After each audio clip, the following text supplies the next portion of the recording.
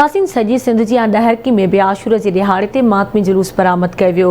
उन ई हवाले सां वीडियो लिंक ते मौजूदु आहे रमेश कुमार। जी रमेश, करबला के शहीदन के भेटा पेश करने लाइ ॾहरकी हैदरी मां बारगाह, हुसैनी मां बारगाह ऐं पचकनी मां बारगाह मां कई धारदार मातमी जुलूस जुर्जना अलम पाक ऐं ताज़ीम सां बरामद थी चुका आहिनि। जेके ॾहरकी शहर जे जेके मोमिनीन आहिनि उहे समंड तादाद कया आहिनि। या हुसैन ऐं इमाम हुसैन सदाइन सां मातम करे रहिया आहिनि, सीना ते पूर्ण करे रहिया आहिनि। जॾहिं त तव्हांखे इहो बि ॿुधाईंदो हलां त मातमी जुलूस पंहिंजे रिवायती रस्तनि खां थींदे लुकियल चौक ते पहुचंदो, जिते मजलिस सज़ा पूर्ण कई वेंदी। उनखां पोइ मातमी जुलूस जेका पंहिंजे रिवायती रस्तनि खां थींदे करे पचकनी मां बारगाह ते पहुचंदो, जिते नहर पूर्ण थींदो। ऐं तव्हांखे ॿुधाईंदो हलां त सिक्योरिटी जे हवाले सां जेकॾहिं ॻाल्हि कजे त सिक्योरिटी जे हवाले सां ऐं ॾहरकी पुलिस में ज़िले जेके इंतिज़ामिया आहे उन इंतिज़ाम इंतहाई सख़्तु कया आहिनि। पुलिस ऐं रेंजर जे एहलकारनि खे हाई अलर्ट कयो वियो आहे। उन सां गॾोगॾु जेके पोइ हर ईंदड़ ऐं वेंदड़ मोमिनीन जी तलाशी वठी करे बाद में आज़ादारनि खे पंहिंजे जुलूस में छॾे रहिया आहिनि। ऐं तव्हांखे इहो बि ॿुधाईंदो हलां त जेकॾहिं ॻाल्हि कजे त सिहत जे हवाले सां या मोमिनीन जे जेके आज़ादार ज़ख़्मी थियनि था उन्हनि जे हवाले सां सिहत सहूलियतुनि जो बंदोबस्तु कयो वियो आहे। ऐं रस्तनि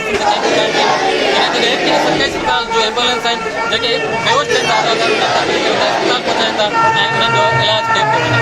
ऐं उन खां अलावा ब्याज ईंदड़ जे हवाले सां सबिलनि जे हवाले सां मुख़्तलिफ़ मोमिनीन ऐं या जेके सदाइन सां उहे सबिलूं पूर्ण लॻायूं वियूं आहिनि ऐं न्याज़ नगर जो पूर्ण बंदोबस्तु कयो वियो आहे।